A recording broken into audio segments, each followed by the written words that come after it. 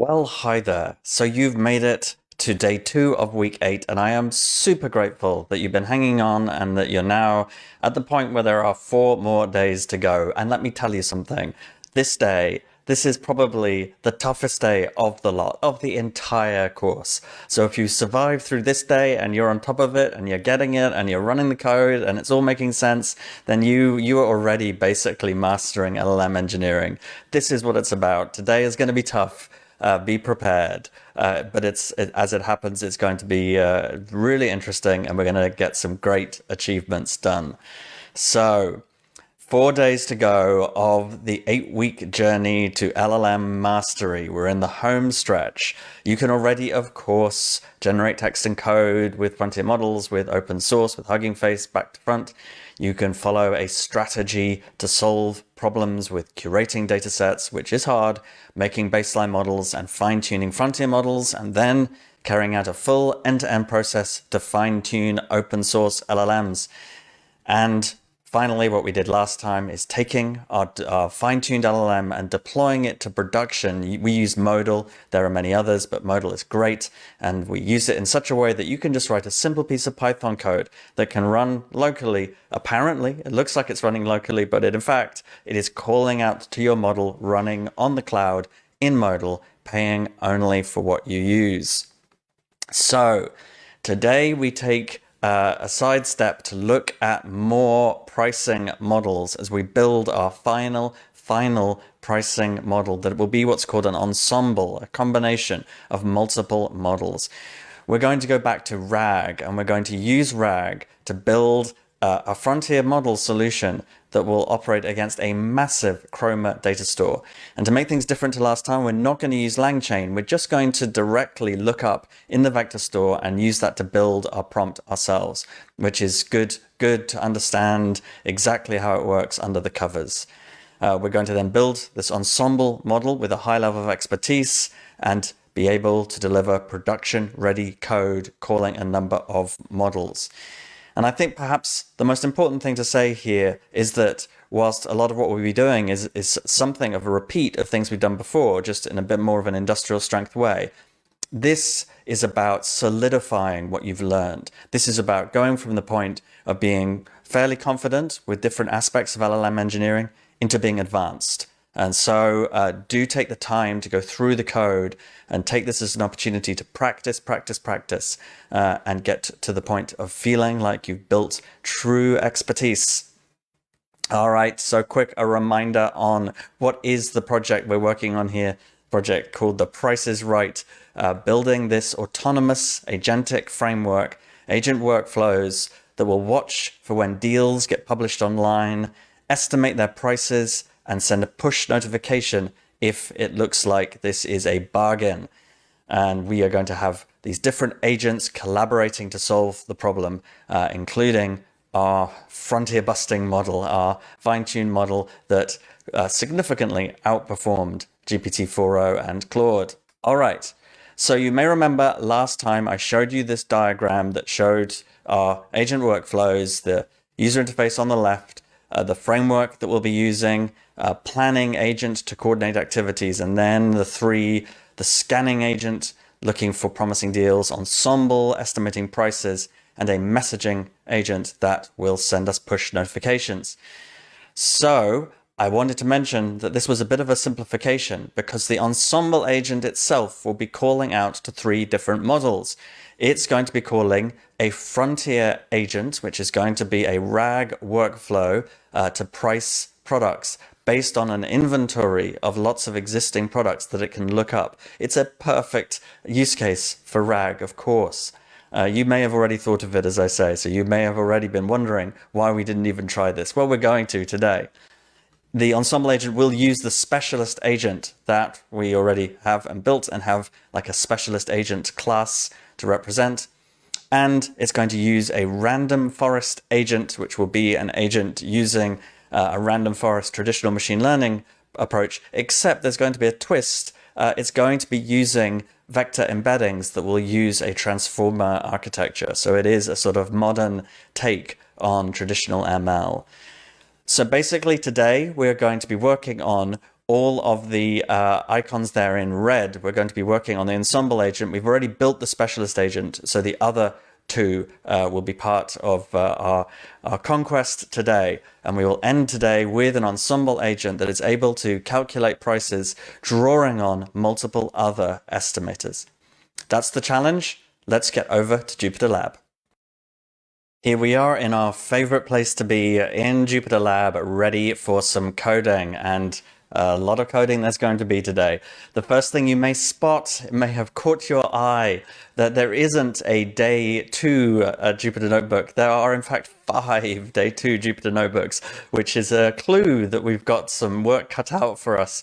And it does also mean that I might be going a bit faster through the notebook than usual, and that's just an opportunity for you to come back and do it yourself and experiment. So today we're going to be building a more complex approach to estimating prices of goods, the same thing we've been working on for a while. And the biggest part of today is that we're going to try and approach a RAG pipeline solution for doing the same thing. But the intuition is, surely this is actually a really great use case for RAG. We've got 400,000 prices of products in our training data set. What if we put all of them in a data store, and when we're calling a model, we give it some similar products and say, hey, please can you give me the price of this electric toothbrush? And by the way, here are 5 similar electric toothbrushes from our training data, and give that to a model to help it. And it would make total sense to use a frontier model for that. And you've got to imagine that armed with some similarities, we're giving a huge head start to the frontier model. And so it is a great example of where RAG should shine, because we've got a repository of accurate data. So it's definitely fits right within the sweet spot. So what we're going to do, in this notebook, the 2.0 notebook that I'm in right now in the week 8 folder, we're going to create our vector data store with 400,000 training data points. So that's a big deal. That's a lot more than what we did in week 5. In the next notebook, day 2.1, we're going to visualize it in 2D, and then we're going to visualize it in 3D. So those are quick notebooks, but it's great to get a hands-on sense of these things. In day 2.3, we're then going to build our RAG pipeline and test it. And in day 2.4, this is where we do a lot in one notebook. We're going to bring back the random forest pricer that we looked at back in week 6. But we're going to do an improved version of it. And then we're going to build what's called an ensemble, which allows all of the models, essentially, you can think of it as they're sort of voting together. They're working together on the problem, and it's picking a linear combination of them that is going to give the best result. So a lot to get through. I did want to mention, look, that we've already built a powerful product pricer in the form of our specialized LLM. So you might be thinking, why are we spending so much time working on this? And the answer is simple. It's what I said a moment ago. See this as really about solidifying your expertise. We're doing this so you can get more practice with RAG, more practice with other kinds of aspects of building sort of agent-based functions, whilst also working on the same project. So we know what we're doing and it's satisfying. We don't have to curate more data because we have the data. So hopefully that sort of motivates you for what we're about to do. All right, without further ado, we will run some imports, environment variables, log into Hugging Face, the stuff we know. And I'm going to load in the training data, the pickle file that we have from before to simplify things. Just loaded in the training data so you may remember. We can look at the first of the training data points, a fuel pump module we can call prompt. If you remember this, and we will get the familiar prompt that's used for training, how much this costs the nearest dollar, and then the price is, and the value right there.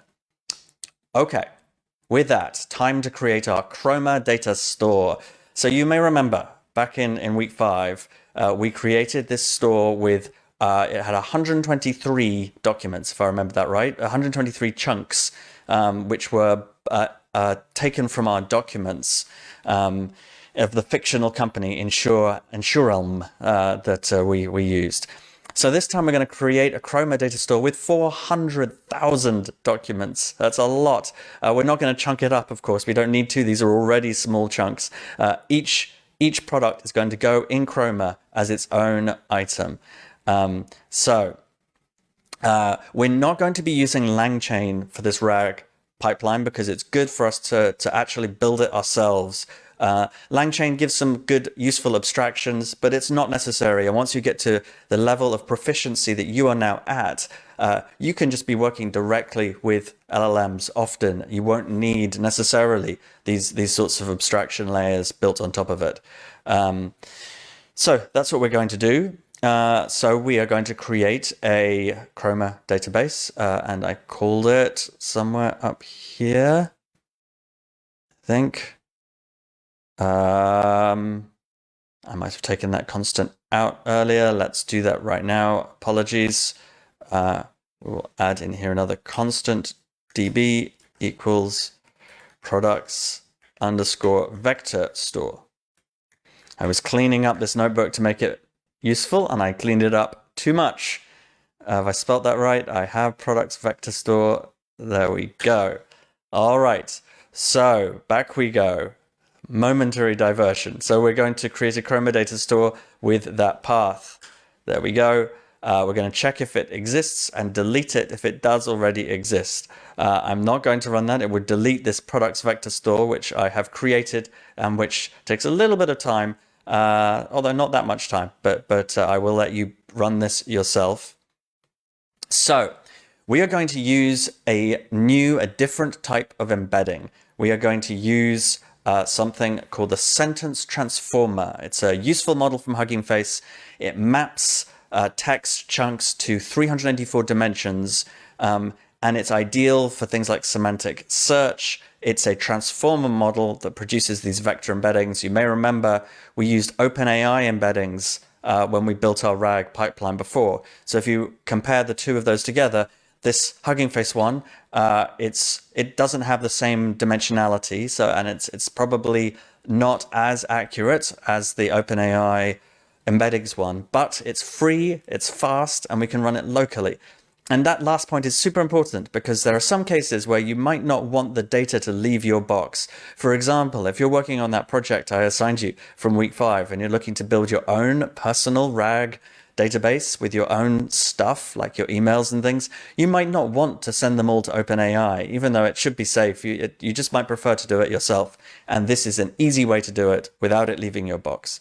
So we load in that model from Hugging Face. It gives a warning that I think we can ignore about in the future. That's something will have to be set differently. So what you can then do once you've created this model is you can call model.encode. You pass in a list of text documents. What you'll get back is a NumPy array, and I can pluck the first one out of that, and I will get my vector. And it was pretty quick, and it works well in bulk as well. So if we look at the length of this vector, we will see it's got 384 dimensions to it. We can just print it, and we'll see it'll be a big old vector. There it is. So that vector in some way represents, well, hi there, in numbers, in a way that is a multi-dimensional reflection according to the LLM. So that is worth playing with and getting a sense of it. So what I'm now going to do is write this utility method description that takes an item, one of our items, and turns it into just a chunk of text. So if I run that just to show you, if you remember, if we look at something like the first training point and we look at its prompt, that's what the prompt looks like. If instead of that, I now call description on that item, I just get the same thing, but without the stuff at the front and without the price. It's just a description of the product on its own. And what we now do is we go and put that into our vector data store. So we run that code, and it will take a while. And by the time it's finished, it will be in the vector data store, and you'll be ready for business. I've already run it, so it's already created my vector data store. You can see over on the left. You should do that now. And when you're done, I will see you for the next video. Here we are for the day 2.1 notebook, and don't let it be said that I don't ever do anything for you. As you will see, I've gone out on a limb with this one for your pleasure. Again, we are just going to be visualizing our data store for a moment now, and to do that, we do some imports. And there is then a cell here where we select the maximum number of data points that we want to show in a visualization of our vectors. And my recommendation is that you stick with 10,000, which is a safe number. You get a nice image, and your machine will not be ground to a halt.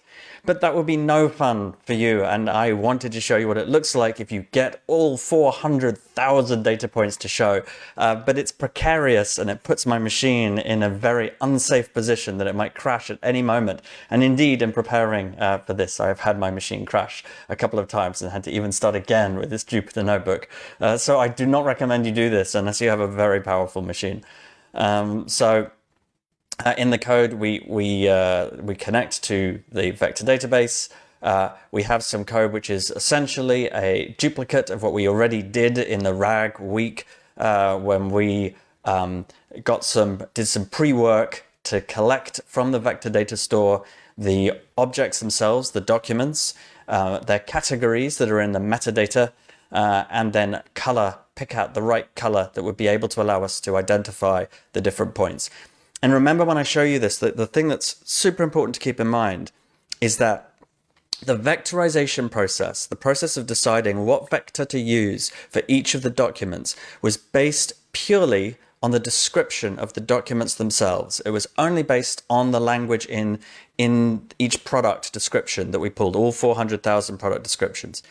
The fact that we happen to know which ones are appliances, which ones are automotive, which ones are electronics, the model is not told that. The model that builds a vector is just given the text. So it's helpful to then color it in so we can see, all right, this is the landscape of all of the vectors. Are there trends? Can we see that the model was able, just through the language, to separate out some of the different kinds of thing that's there? But this kind of thing, this category, was not part of the text that it vectorized. Okay, so anyway, with that, this is now doing the t-SNE dimension reduction process, and this took about an hour to run on my machine. For the 400,000, it would take it should be 5 minutes or something for 10,000. And then we can create a scatter plot, much as we did before, and then we can plot this scatter plot. And now I will show you what it looks like. And it's super slow to do this on my machine, but this rather beautiful thing here is the result of looking at all of the vectors. Let me try and shrink this a little bit. The machine is running very slowly, but you get a sense of the vector space from all 400,000 vectors. Here we go. It's just coming into view now. And the important thing to see is that, yes, indeed, there it goes, agonizingly slow. Yes, indeed, different products have ended up most of the time in different territories in vector space, with some clusters that appear to be near each other. And when you have a smaller number in here, you can go in and investigate the different ones and satisfy yourself that the reason that they are potentially in another territory is because they are perhaps products that straddle both being appliances and electronics or something like that. So this is really just for an opportunity to look at the data and investigate it and understand it, and just give a little bit more intuition about what does it mean to create vectors associated with documents and to store them. And so it gives you that hands-on, tangible sense. And I hope that, you enjoy this image, and I hope it was worth almost breaking my box. And hopefully you're doing it with a smaller number, and I will see you next time to see some of this in 3D instead. And welcome to the next part of visualizing the data. And just very quickly to show it to you in 3D, my box managed to survive me restarting and getting rid of that massive plot. I hope you didn't follow my trap, but you did it more sensibly. Anyways, now to visualize in 3D, just again to get that sense of appreciation for what it means to have a vector embedding of text. This time I have stuck with a more reasonable 10,000, boringly. And otherwise the code is just like we did it before when we looked at RAG, and we create the scatter plot using the Plotly library again, and this is what it looks like in the 3D visualization. It's a bit hard to stop it from zooming in and out, but there we go. And just as before, when we looked at the much smaller vector database, it looks a little bit strange from a distance like that, but when you rotate it around and you interact with it, you absolutely start to see, you get to appreciate the 3D, and you get to see how there are clusters that represent related kinds of products. And you can actually copy the code that we used before, so you get it to print the text of each one if you wish. It will use up more memory again, but you can do that. And that's a pretty cool way to satisfy yourself that the data is being represented in this way that similar things are close to each other. That's really the important takeaway here. And you'll see when purple dots have strayed away from the mainstream, you'll get a sense of why. And it's really helpful to do that. So this is again more of an exercise to build intuition, designed to help see that as we scale up RAG to this much bigger problem with much larger number of documents, that the same rules apply, and that you can visualize and experiment with your data in much the same way. Quite enough preamble on vector data stores. It's time for us to actually build the RAG pipeline to estimate product prices using similar products. Let's get to it. So it's business time. Right now we are going to build a RAG pipeline to estimate the price of products, drawing on context for similar products that we have in our training data set. So we are right here, day 2.3, building a RAG pipeline with GPT-4o Mini. We're going to go pretty quickly today through a lot of code, so bear with me. And remember, the trick is to come back, run the code yourself, and get a good sense of what's going on. So we do some imports, we log in as usual, and then we connect with OpenAI, and it's using the fact that we've set the OpenAI API key. We're going to load in the test data set now. We don't need to load in the training data set because we'll be using the Chroma data store for that. All right, so here's a function, make context. We're going to use this function to produce the context that we're going to send GPT-4o Mini that tells it about similar products that it could use. So we're going to say, to provide some context, here are some other items that might be similar to the one you need to estimate. And then, do you remember this zip construct that allows us to iterate through two different lists together? So we're going to collect similar and price from iterating through the similars and prices that are passed in. And then we're going to add in a message. There's a potentially related product similar with this price. I'll execute this in just a second so you see what it actually looks like. But then, just as we've done in the past, I'm making this function messages for, and it takes an item, it takes things similar to it, and it takes prices, and it's going to build that standard list of dicts that we know so well. There's going to be a system message, which is going to be just the same one we've used before. You estimate price of items, reply only with the price. We're going to add in the context. We're going to add in the stuff that we just built right here. And then we're going to say, and now the question for you. And now this is basically exactly the same as we used before when we called GPT-4o back in week 6, when we built that pipeline. So the thing to notice here is that we're doing this RAG pipeline ourselves without LangChain. And it's actually not that hard. LangChain gave us a nice little abstraction on top with a few simple objects. And I remember going on about how it was just like one line of code or something to do it. But it's not that much more just to do it ourselves, particularly now that you understand what's going on under the hood and you know how to call LLMs and you know how to look up similar objects and so on. It becomes relatively straightforward. Hopefully this is not going to be too difficult, but let's keep going. So we're going to collect our Chroma. And once more, I've done this again, haven't I? I deleted the cell where I defined the DB variable. It should be products underscore vector store. Vector store. Some possibly hard word to spell. There we go. And now run that again. Fine. So we're looking in the products collection in our vector data store. Okay. And so we're now getting to the meat of the whole thing. So we're going to have a method, a function description that's going to take an item and it's going to strip out from that item the stuff that we don't care about. So basically we'll take the prompt and we're going to take out this how much does it cost to the nearest dollar. And we're going to then ignore everything that comes after price is dollars. Let me show you exactly what's going on here.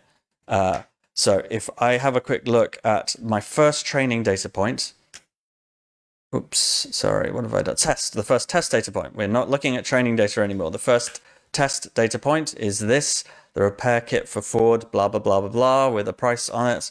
If we look at its prompt, you'll see that that's got all of this gubbins in there with the price and the question at the top. But what I can do is I can just say describe, description of test 0, and what we should now get is this, just the blurb without the price. So that should be clear. All right, now we're going to load the model that is the sentence transformer from Hugging Face that gives us our simple vector encodings. It is our vectorizer. And so this method here, this is in fact our vectorizer function. It takes an item, it calls description on that item to turn it into text, and it then puts it in a list and calls model.encode. Simple as that. And now we get to a function find similars. It will be given an item and it will return similar items. And this is some of the hardest part that LangChain was doing for us before, but it's not that hard. You can see what we do is we say to our collection, our ChromaDB collection, I want to query.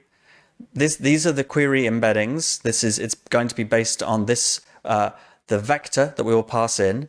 We do have to turn that into a floating point number from being a NumPy array. That's from being a NumPy float 32s. You have to turn them into floats, and then we have to turn it into a list instead of being a NumPy array. And then you just simply say number of results, and that's how many you want back.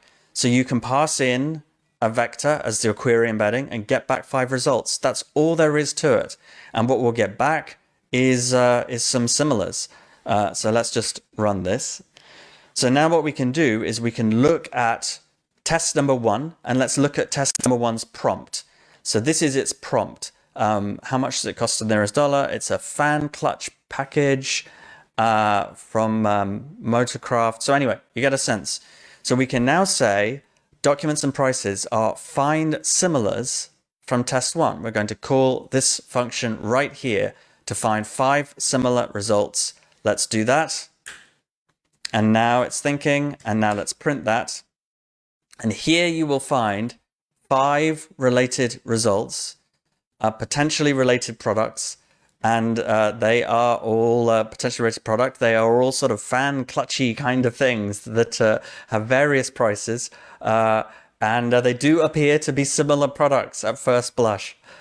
So you should convince yourself, do some more testing, and make sure you're comfortable that indeed we can call this find similars function, which is simply calling query on our Chroma collection, and we will be able to collect similar products from our Chroma database. It's as simple as that.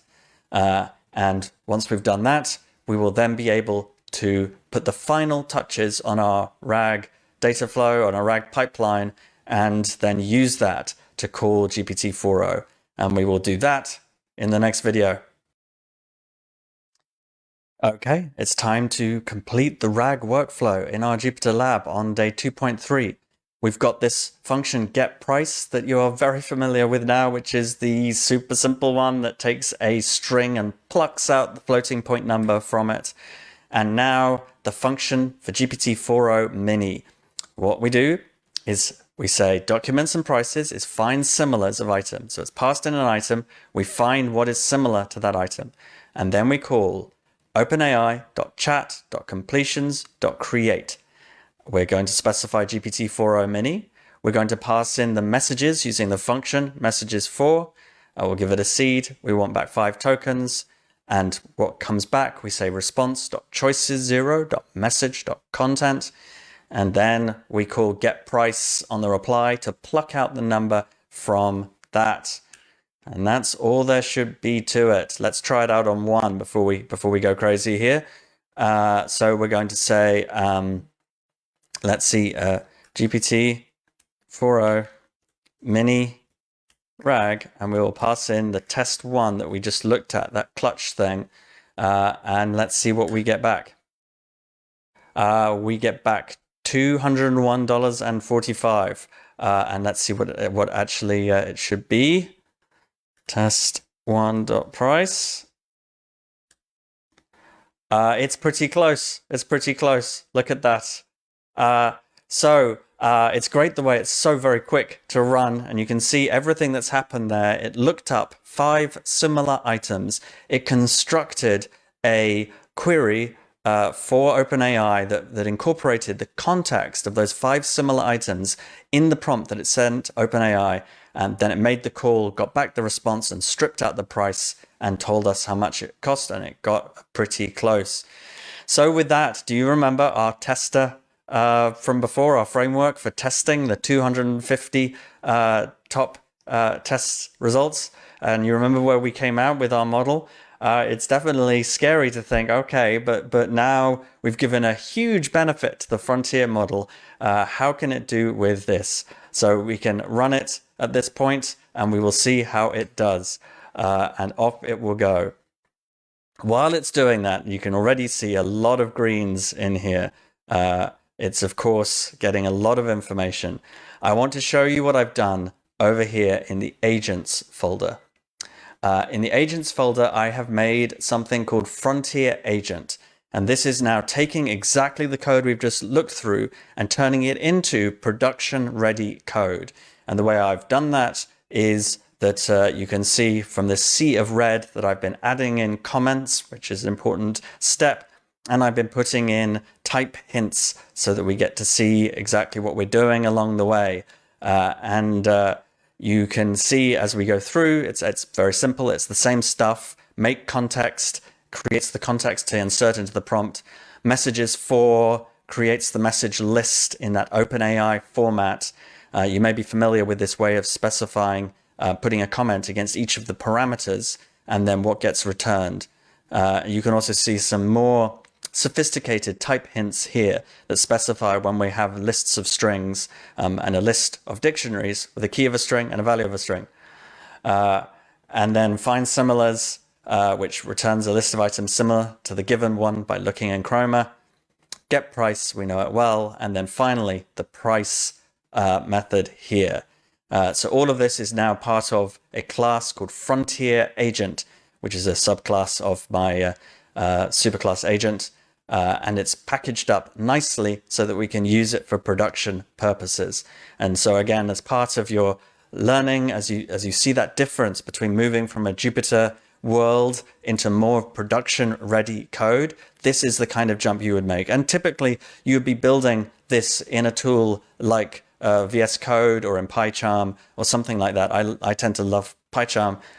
But you can also use JupyterLab for this, as we've got it right here. You can write code in JupyterLab, but there are IDEs that are designed for this kind of thing and make it better. And we'll do stuff like filling in your prompts for what comments to write and things like that. So it's worth using an IDE when you get to this point. All right. Hopefully I've yabbered away for long enough to see if we're doing well here. It's getting close. It's getting close. And there we have it. Okay. So here's what we notice. First of all, it is substantially better than GPT-4o Mini and GPT-4o without RAG. We have moved the needle in a big way. But phew, we're still at the point that our fine-tuned frontier model that we deployed up there is working better. So we still managed to beat even a RAG pipeline-based GPT-4o. But it is great to see that the RAG pipeline does well and gets this close. And you can see what looks like a beautiful chart here. So that was great fun.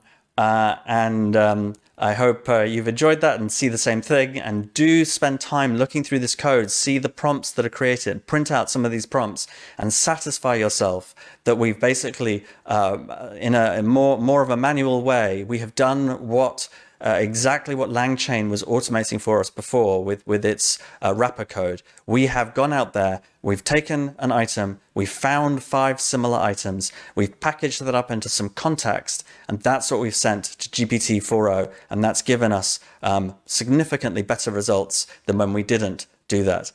Another thing to experiment with, of course, I was passing in 5 results. That is what you would call a hyperparameter. We can explore what would happen if you make that 10, what would happen if you make it 2. Having it at 5 means that this is still super cheap. It's a cent or 2 to run all of this. Of course, you should check for yourself in case pricing may vary, but it's very cheap. If you make it 10, then it's going to it will cost double that. Actually, not less than double that, but it will cost a little bit more. And so it's worth experimenting with these things within reason. And see what you think, how it does. Anyway, with that concludes our RAG pipeline, and I will see you for the next part, which is when we move to 2.4 and start talking about random forests again and ensemble models. See you then. And welcome to part 4 of day 2 of week 8. There's a lot happening this week, and I have to tell you that this is the heftiest of the parts for today. Let's get right into it. You remember what we're going to do today is we're going to build some other kinds of prices and put them all together to improve the accuracy of our ability to estimate the value of products. And again, the reason we're doing this is an opportunity to revise on the various techniques we've learned about and solidify some of the learning. As well as being a fun exercise. We're going to be using this random forest type of machine learning that we experimented with in week 6, that is a traditional ML, but we're going to be doing it differently. We're going to be using the vector embeddings that we have in Chroma that are based on the Hugging Face sentence transformer vectorizer, which means that we're using transformers and traditional machine learning together.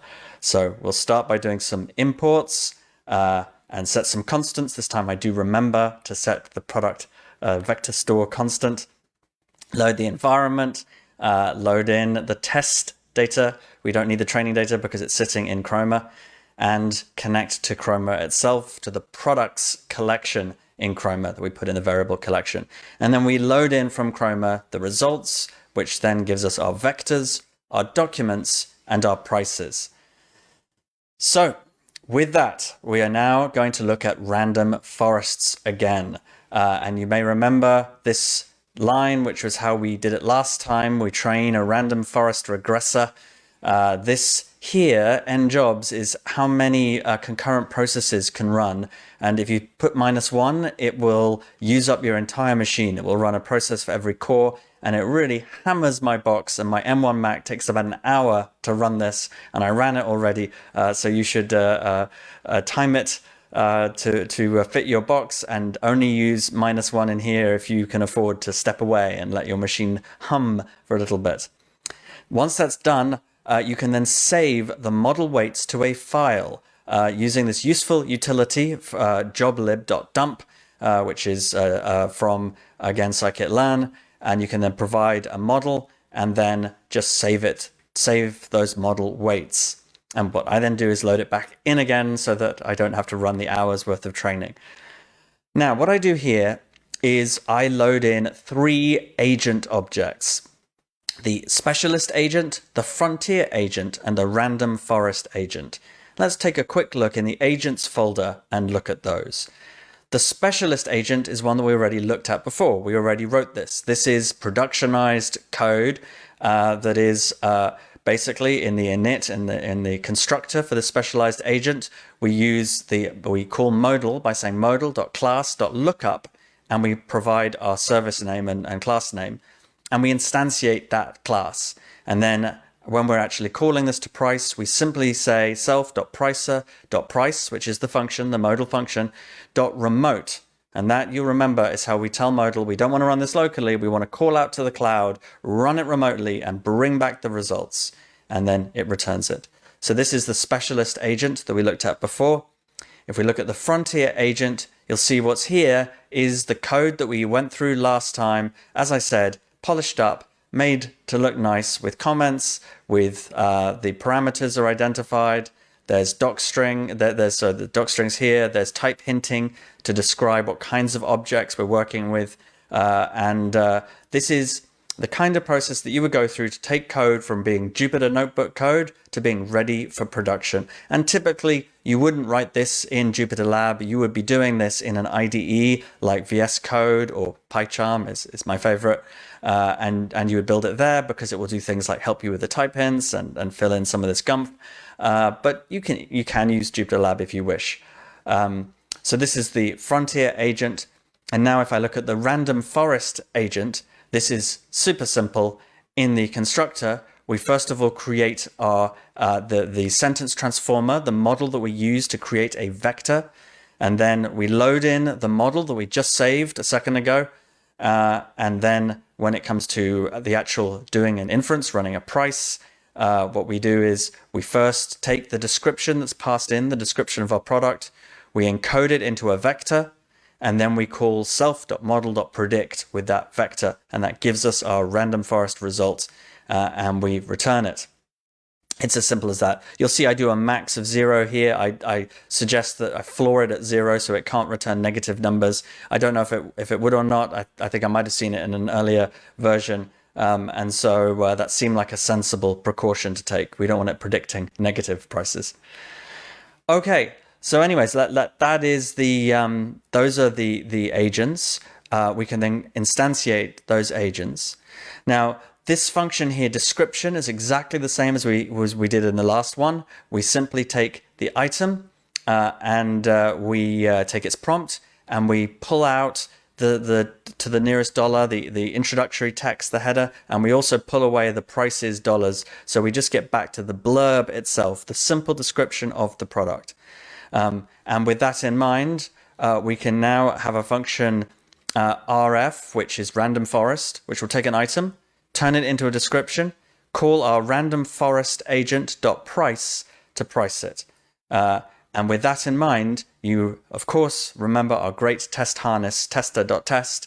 We can now test this with 250 data points and see how the random forest performs. Here we go. There's quite a lot of red in there. You remember last time it got about 97, I think? Let's see how it does. And it's in fact just a hair worse than it was last time, but obviously this is super close. It's basically the same. So the random forest, given these improved vectors versus the word-to-vec vectors, gives essentially the same number. And you can see visually it's doing okay. There's a sort of wrong slope here and some problem over there. But generally speaking, it's done laudably well, not like our recent models though. So that is the random forest, and in the next video we are going to move to the ensemble model that brings everything together. I will see you there. So as the very final step on this part 4 of day 2 of week 8, we are now going to build an ensemble model that brings all of this together.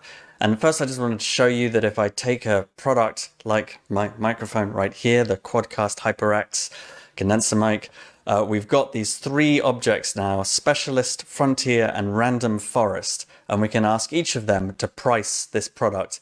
And you'll see we get these 3 numbers. In this case, I think the frontier model is closest to the truth. I seem to remember when maybe I must have had slightly different text when we called the specialist model last time. I think we got even better. We got like 129, I think, which is even closer. But yes, anyways, you can see that the random forest didn't do so great, but the other 2 were reasonable. So what we do right now is quite simple. I take a selected 250 test data points. I I actually picked the ones from 1000 to 1250 to keep it separate from the ones we've been using for actually testing. Basically, I take each of those items, I find its description, and I add in what price do we get from the specialist model, from the frontier model, and from the random forest model. And then I also have a list of prices where I put the actual true price of that item. So we will end up with these 4 lists, a list of specialist results from our proprietary LLM, frontier RAG-based results that come from GPT-4o with our extra context, and the random forest results, and then the ground truth, the real numbers. And so we build all of that. I'm going to do a trick now, which is fairly common. It's the kind of thing you can really play with. I'm going to add 2 more into this. One of them is called mins and is the minimum of those 3. And the other is called maxes, and it's the maximum of those 3. It's another fact that might have some signal in there. It might be useful to also look at what is the lowest estimate that the 3 models had and what is the highest estimate that they had for any one product. So now at this point, we now have 5 results for each of the 250 products. The specialist one, the frontier one, the random forest one, the minimum of those 3 and the maximum of those 3. They are sitting in 5 collections, and I make a pandas data frame out of those 5. Specialist, frontier, random forest, min, and max. And I take the prices, the ground truth, and I convert that into a series. And I call this X, and I call this Y, which will be familiar to anyone from a traditional machine learning background. And I can then do exactly what we also did during week 6, which is I can say, let's train a linear regression model. A simple linear regression that says what weighted average of these different series gives you the best fit, the best result for this data. And so we do that, and this is what we get. These are the coefficients. So both the mins and the maxes get pretty high weighting. So generally speaking, it's taking its most been looking at some combination of the minimum and the maximum as what it has latched onto. Then it's taken a healthy share of the specialist proprietary LLM and a much smaller share of the frontier model. And somewhat bizarrely, it's actually said frontier, there is signal in random forest, but it's going to subtract out that. You'll see it's given a pretty large intercept and subtracted out a portion of the random forest numbers. So that's a curious result, which indicates that maybe the random forest numbers weren't that good. But it does think it's useful to incorporate that in the overall puzzle. Now you're going to thinking in your mind, you'll point out to me that random forest is already baked into these 2. So you can't read too much into the fact that it's got a negative number there because it's already factored into the min and the max numbers. So you can run this again, taking out min and max to probably get a better assessment of how it weighs up those 3 models. So that's all it takes to build an ensemble model, because now we can use this model to take in these different factors and predict a price, taking the best linear combination of the models that we feed it. So first, I save that to ensemble model so that we've got that captured for the future. We don't have to run it every time. And I have made a new agent called ensemble agent. Let's go and take a look at ensemble agent right now. Here it is. This is the code for ensemble agent, and it's very simple. It looks like I need to add some comments in here, which I will do so before you get to see this yourself. It needs comments, bad me. So sorry about that. In the init, we set it up by creating the 3 agents that it will be using for the different parts of its pricing. And we also load in its model weights, the weighted combination. When it comes to running the ensemble agent to do a price, we calculate the price of the specialist by calling price. We call price for the frontier. We call price for the random forest. We build a data frame for X, including the min and the max. And finally, we call model.predict to predict Y. That should really be Y hat if we're using data science speak. And we return that, the prediction. So it's hopefully crystal clear for you. It's simply a way of packaging up the call to our linear regression model that gives a linear combination of the different models that we've built before. And so with that, of course, the next thing that you can imagine, I tried out pricing the same the microphone I've got right here, and it came up with a number that's somewhere in the middle, which is exactly what we were expecting. I package it into a function, ensemble pricer, and then, of course, I call the tester.test with the ensemble. Now, this takes a while to run because it's calling all these different models, and modal takes a while. So I've run it in advance. And if you're watching this, remember it will take a few minutes for the first one while modal warms up. And then it's a few seconds for each of these. Out they come.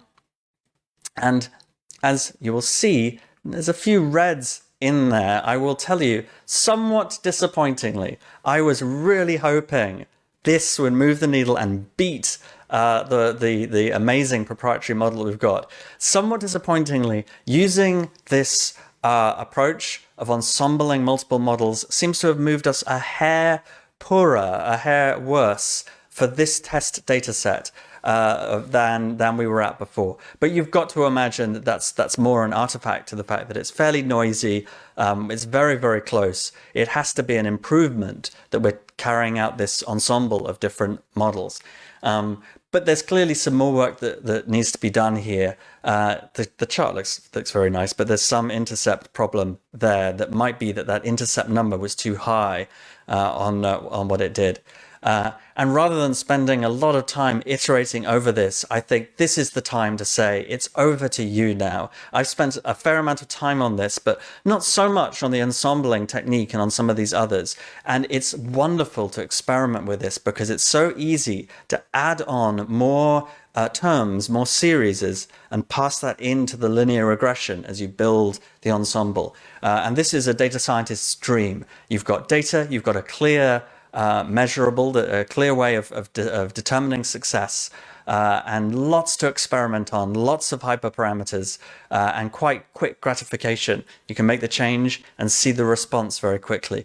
So you can do better than me. This is very much a challenge. You're now armed with lots of good tools. You may have already built a proprietary model that beats me, and even if not, you can, I'm sure, use this ensembling technique to get ahead. So with that concludes the lab work for this part. Before we return to the slides, just to say, remember that whilst the key objective for this was not necessarily to get super deep on how you price products, it was to solidify your understanding of things like vector embeddings, RAG, running different models, and go from a stage of being fairly confident with this kind of material to being advanced and super confident with it. And I hope you've got there now. And if you haven't, go back through these notebooks and go through each cell by cell and inspect the outcomes and convince yourself until you are very, very confident. And I will see you back in the slides in the next video. Well, we took on a lot today, and we've seemed to have been successful. These red icons that you see on this agent workflows diagram have been built, and we have them in the agents directory in the week 8 folder. And so do spend some time looking through them and getting some appreciation for what we've built. And with that, it brings us to a summary end of the day slide, which is inching ever closer to the summit of the mountain. You are at the moment at 92.5% of the way there, and I hope you're starting to really get that sense that you are becoming advanced. You're taking the conversion from being confident with this stuff to being an expert.